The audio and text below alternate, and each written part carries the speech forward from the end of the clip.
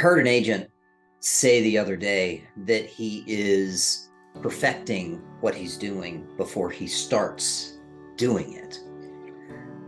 The challenge with that is that if you have to perfect something and you have to make sure that it's right before you implement it, you're never going to start.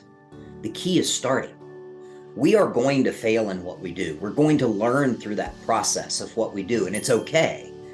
The fear of failure is what causes people to try to perfect things, to try to make sure that everything is in place before they actually start. It leads to people not starting, people getting out of the business, the back door staying open, the production staying at minuscule levels of where it could be. Focus on starting. Get started in what you're doing, whether it's walking the neighborhood, whatever it is that you're doing, the practice piece of your craft.